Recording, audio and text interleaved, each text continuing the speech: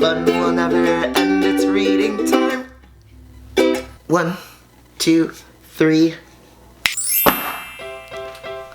Alright boys and girls, so our book today is The Big Brag in our Yertle the Turtle and Other Stories by Dr. Seuss. Alright boys and girls, so our book is called The Big Brag by Dr. Seuss. The rabbit felt mighty important that day on top of the hill in the sun where he lay. He felt so important up there on that hill that he started in bragging as animals will, and he boasted out loud as he threw out his chest. Of all of the beasts in the world, I'm the best. On land and on sea, even up in the sky, no animal lives who is better than I. Oh, he is bragging.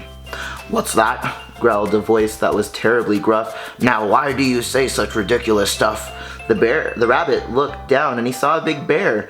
I'm the best of the bears, said the bear, and so there.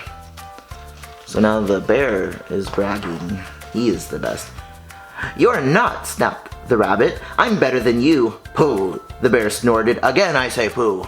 You talk mighty big, Mr. Rabbit, that's true, but how can you prove it? Just what can you do? Thought the rabbit. Now, what can I do? He thought and he thought, then he finally said, Mr. Bear, do you see these 2 ears on my head? My ears are so keen and so sharp and so fine. No ears in the world can hear further than mine.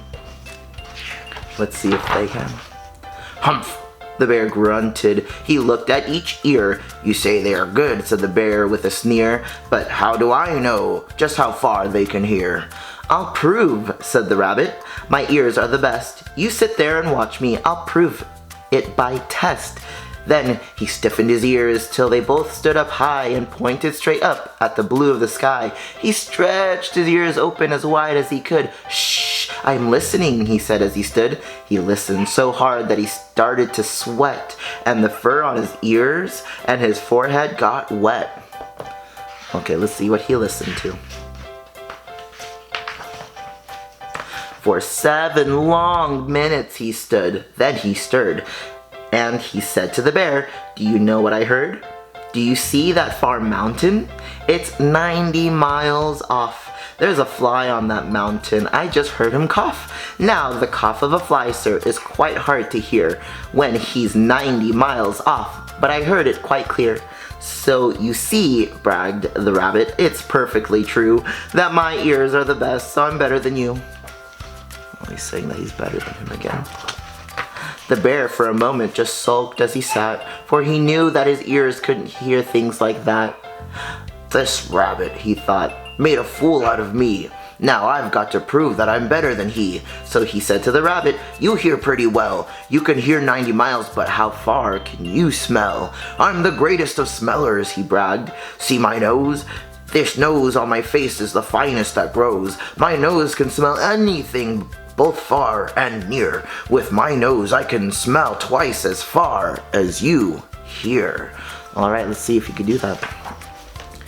You can't, snapped the rabbit. I can, growled the bear, and he stuck his big nose way up in the air. He wiggled that nose, and he sniffled, and he snuffled. He waggled that nose, and he whiffled, and he whiffed, and he wuffed.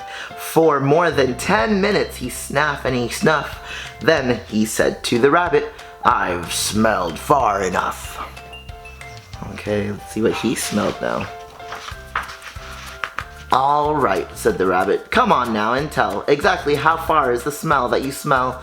Oh, I'm smelling a very far smell, said the bear. Away past that fly on that mountain out there. I'm smelling past many great mountains beyond, 600 miles more to the edge of a pond. Whoa. Way farther than that mountain that the rabbit heard. And way, way out there by the pond you can't see is a very small farm. On the farm is a tree. On the tree is a branch, and on the branch is a nest. A very small nest where 2 tiny eggs rest. 2 hummingbird eggs, only half an inch long.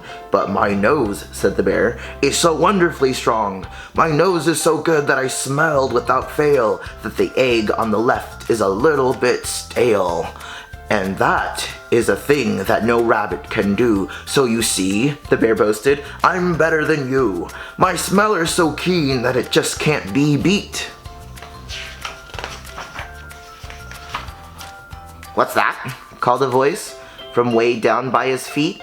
The bear and the rabbit looked down at the sound and they saw an old worm crawling out of the ground. Now boys, said the worm, you've been bragging a lot. You both think you're great, but I think you're not. You're not half as good as a fellow like me. You hear and you smell, but how far can you see? Now I am here to prove to you, big boasting guys, that your nose and your ears aren't as good as my eyes. He's got good eyes. Let's see. A little worm? And the little old worm cocked his head to one side and he opened his eyes and he opened them wide. And they looked far away with a strange sort of stare, as if they were burning two holes in the air. The eyes of that worm almost popped from his head. He stared half an hour till his eyelids got red. That's enough, growled the bear. Tell the rabbit and me, how far did you look and what did you see? Well, boys, the worm answered, that look that I took was a look that looked farther than you'll ever look. I looked across the ocean way out to Japan. Ooh, there's Japan. For I can see farther than anyone can. There is no one on earth who has eyesight that's finer. I looked past Japan, then I looked across China. I looked across Egypt, then took a quick glance across the two countries of Holland and France. Then I looked across England and also Brazil. And I didn't stop there. I looked much farther still. Ooh.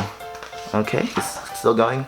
And I kept right on looking and looking until I looked around the world and right back to this hill. And I saw on this hill, since my eyesight's so keen, the two biggest fools that have ever been seen. And the fools that I saw were none other than you, who seemed to have nothing else better to do than sit here and argue who's better than who.